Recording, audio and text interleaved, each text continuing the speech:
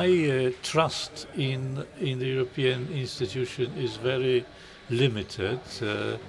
Not only because I do not think much about those who run the show, but I'm not quite sure who runs the show.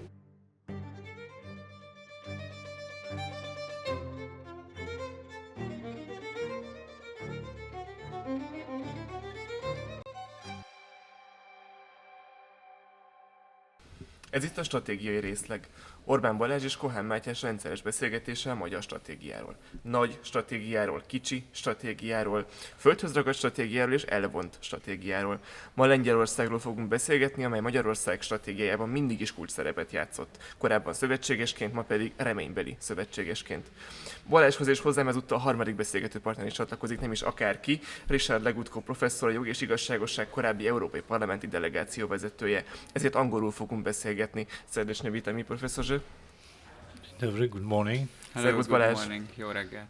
So, let's start with Poland, because Poland, I think, is hot as ever in Hungarian politics and in the minds of Hungarian viewers. Everybody's asking in Hungary how the Platforma Obywatelska-led coalition won, and then how they won again at the European elections, this time for real. They become the first party. What did PiS do wrong? What did PO do right? And how does your party try to turn the tables?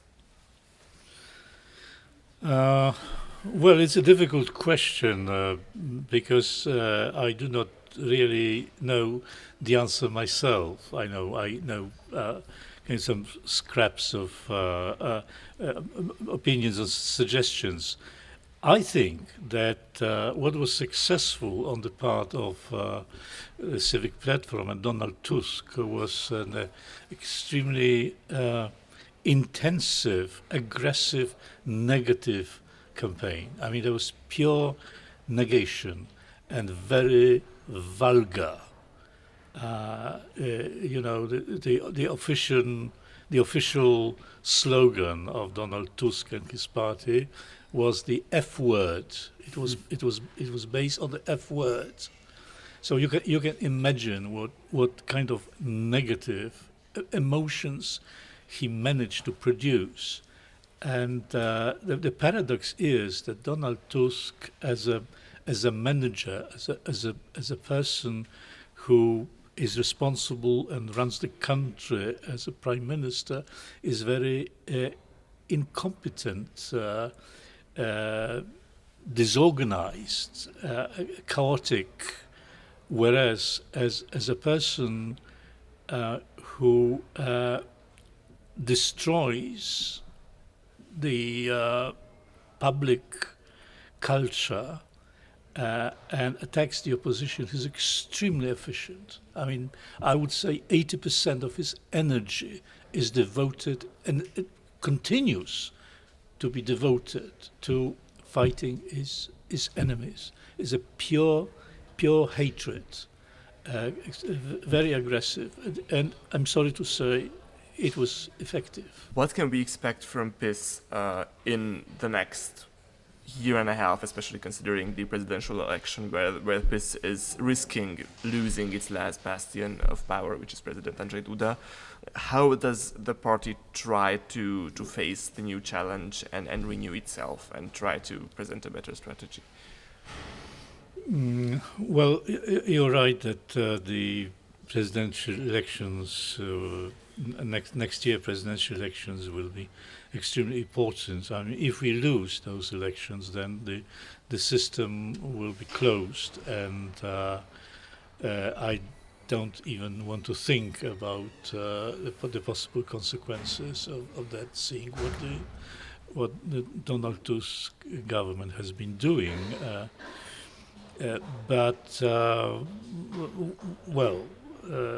Whether we will find, or whether the candidate, the official candidate has not been nominated, or it's not nominated officially, so to speak. If we manage to have another Andrzej Duda, then we can survive. And if we don't, then the situation will be, I would say, extreme. because the Donald Tusk government clearly wants to annihilate, eliminate, outlaw the opposition, destroy altogether, and in that ungodly task, he is blessed, as you know, not only by the European institutions, but also by other international institutions. And that shows the kind of world we live in.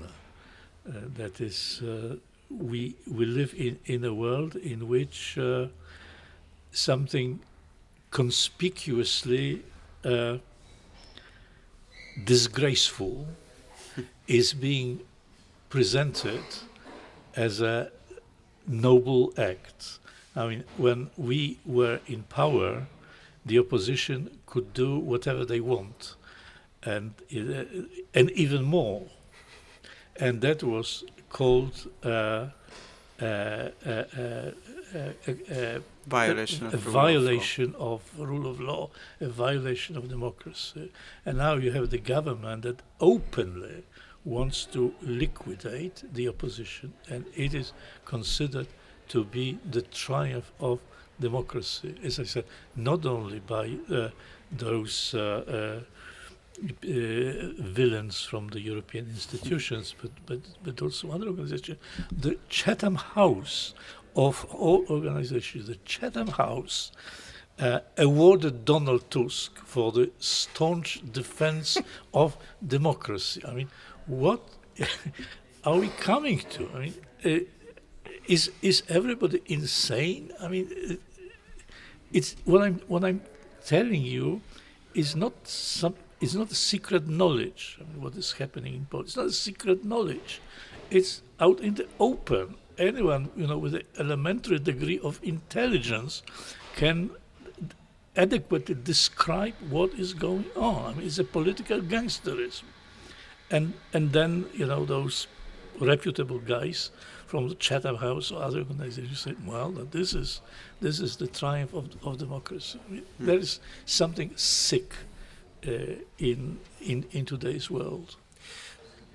Do you think, Professor, that the strategic autonomy of Europe in terms of directing its own China policy, trade policy, its own financing its own defense, do you think that's something that's desirable, or do you think that's something that's a chimera in the heads of continental powers and Hungary? Well, my trust in the European institution is very limited, not only because I do not think much about those who run the show, but I'm not quite sure who runs the show. I mean, that's the problem. Is it the Commission President? Is it the Chancellor of the not him for sure. Of Germany, yeah. Of Germany. I mean, who really has the power? Who makes the decision? I don't know. I mean, it's such a lack of transparency in it that I don't really trust the European institutions, because I do not know whether some deals are not being made behind our backs, China or Russia, as it happened in the past. So I don't think that there is such a thing as European, well, whatever you call it, because strategic autonomy. Well, strategic autonomy, yes, because I don't think there is such a entity as political Europe. Entity as Europe. It's very interesting for us as well. As you know, we had serious political fights with Angela Merkel, Chancellor Angela Merkel, and she was not very satisfied with our performance. Sure. And it was good in that way. But back at that time, what I experienced is that European politics was completely different. So if you wanted to manage something for your country or a bigger thing about initiate a strategic discussion at least with an outcome, then you had to talk with the German Chancellor. And then if you could make an agreement, obviously not just her and not just you, but she involved other important elements as well, and then there was an outcome and there was an execution after it. So it was operating like a sane structure of power. But now it completely disappeared. So it's like, as you mentioned, Professor, with whom you want to talk, and if you make an agreement with somebody, then it turns out that some other people see it in a different way, and they are blocking the execution. So, and I think this lack of leadership, but leadership in a good sense, not in a federalist way, that the federalist response is always like, this is why we have to make more centralization, and then if we have more centralization and more grab of power from the center, then these problems will be solved. It's obviously not the case because they don't want to listen if they have the power. So, but there was a working mechanism of a political mechanism how to manage things, and these were not good decisions all the time, like Merkel era with the migration policy, with the Green Deal issue. So all the big mistakes were going back to this era, but at least there was a mechanism where you knew how things are looking like behind the curtain. But today it's over, and the next 5 years it's totally terra incognita for everyone. So we don't know where Europe will go. How should we cooperate more, Central Europe together? Well, something that is very difficult to attain, that is Central and Eastern Europe should work together. That is, we should. I think we should understand that there is politically there is a lot of potential in Central in Eastern Europe, provided that we are brave enough and determined enough to stand up against those who want to control us. I know it's very difficult. There are conflicts, long arm of history. In that part of Europe, and I know that most of the politicians in this part of Europe rather seek protection from the big guys than oppose them. They rather have the blessings of German Chancellor than defy German politics openly. I understand that, but. I think V4 at one time seemed to be promising. I know. I remember Jarosław Kaczyński had a meeting with Angela Merkel, and I was accompanying him at this meeting. And I remember Angela Merkel, who was quite irritated when the conversation was about V4. So I'm your friend. I would have Germany. I'm joining you. I mean, we have to work together. She was clearly nervous that we should become more strategically autonomous, if you will. Yeah. So that's my dream. But this is definitely in line with the Hungarian strategy. When we came to the Carpathian Basin more than 1,000 years ago, and then Saint Stephen created the Hungarian state, he has first convinced the Germans not trying to occupy us, and then he could find a political modus vivendi with them. So that does seem like something we can cooperate on. Yeah. However, we need to move on now to the last topic. Speaking of somebody who you don't want to be governed by, Ursula von der Leyen just managed to have a majority of over 400 MEPs in the European Parliament, while in the same European Parliament there also seems to be a very strong shift to the right. There is now, to the right of the European People's Party, a conundrum of three political factions which are stronger than ever. Patriots for Europe is the third largest faction in the European Parliament. Can the European right do anything in the European Parliament? If the EPP were a conservative party, we would have had a majority, right, in the European Parliament. But of course, the EPP is not a conservative party, and they secured the nomination of Ursula von der Leyen by entangling themselves more with the left, because Ursula von der Leyen was it was the left, right, the Greens, the Liberals, and that voted in favor. I do not think that much will change in the coming term. The Patriots are surrounded by the cordon sanitaire. So is this small group with the AFD. Europe of Sovereign Nations. Yeah, the ECR received some positions, but still does not have, I think, any impact on the current policy of the European Parliament.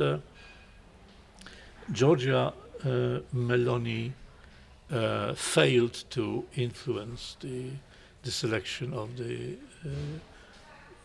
Commission President, and therefore have influence on the policy of the European Commission. She will probably she will receive some candies, so to speak. And so I don't think much will change, and the fact that Ursula von der Leyen became the President Commission means that there will be a continuation of what we have had so far. So sorry, but more of the same. On the other hand, it's obvious that the European Parliament's majority is a liberal majority. They control that institution. So I'm not very sad that this is how conservative political forces are treated. I mean, it's really how the liberals treat their political opponents. If they grab an institution, they or try to kick the conservatives out, and they want to control everything. The same is happening in the European Parliament. But I think it's important that the right is more united, as you mentioned, influencing the public sphere. We cannot influence. After the betrayal of the European People's Party, we cannot influence the legislation on that side. We have other options on the council side and some other sides, but we can influence the political debate, and we can be the voice of the people, which is, I think, the strongest position domestically and strongest position in European politics. So I'm probably in a short term, I understand why you are a bit pessimistic that this battle will continue for 5 years, but I think in the long term, the energy is on that right-wing conservative party side, because if they do it right and they don't sign up for, I'm seeking for positions, so I'm ready to make compromises, you started at the beginning, then they can be the representatives of the European people in Brussels, which is I think, it can be a very trendy position. And on that basis, a long-term political organization and influence mechanism can be built up, and we can be stronger in the future. I do not have much trust in some of the supposedly or allegedly conservative parties. Now, take the Great Britain, the country that we thought was fortunate enough to leave the European Union, and what happened? It turned out that the EU did not leave the Great Britain. This is nowadays the Great Britain, even under the Conservative government, more so under the current government. It's probably the most oppressive, despotic, politically correct country in Europe. Leaving the EU or having the influence of the European politics does not mean that you will have a viable, decent, civilized society in your country. The forces that control the European Union are also in our midst, and that's the reason that I'm not very optimist. But also, I may say that I'm not quite an optimist because I can afford to be so, being outside of politics. If I could continue to be a politician, I could not afford to be a pessimist. That is an even better note to finish on.